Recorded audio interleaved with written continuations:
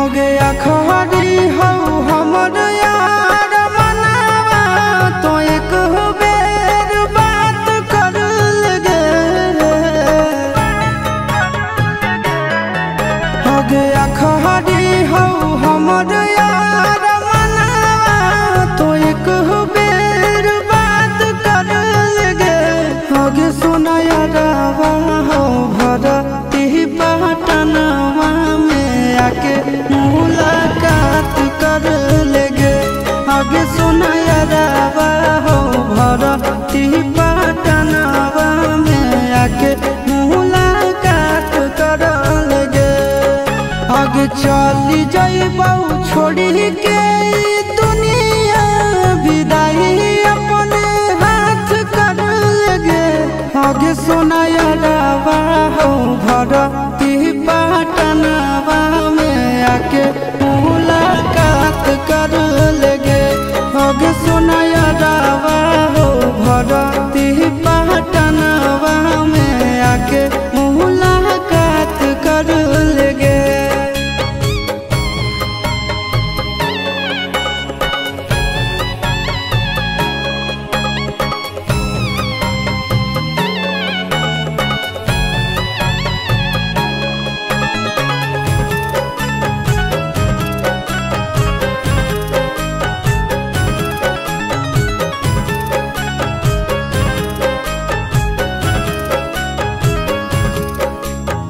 मरे घर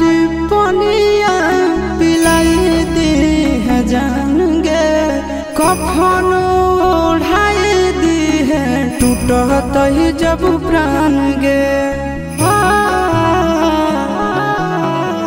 मरे घर पनिया पिलाई दी है जान गे कफन ओढ़ाई दी है टूटत ही जब प्राण गे आगे हमारा से तोरा जाती प्यार होता भेंट साक्षात कर लगे आगे सोना यारवा हो भरती पटनवा में आके मुलाकात कर लेगे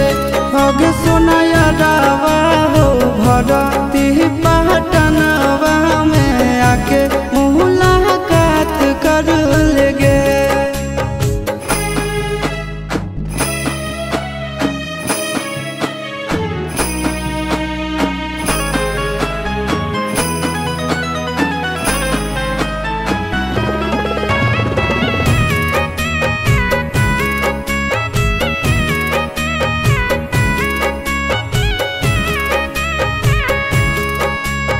डॉक्टर जवाब दिल के बुलावा मौत के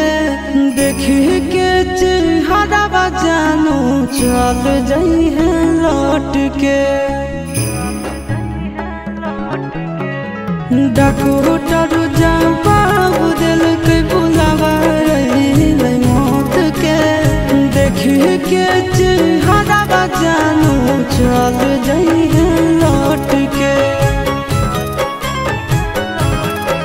आगे अमन आलम गेला आशीष नंदन से औरी विश्वासघात कर लगे आगे सोना यारवा हो भरती पटनवा में आके मुलाकात कर लेगे आगे सोना यारवा हो भरती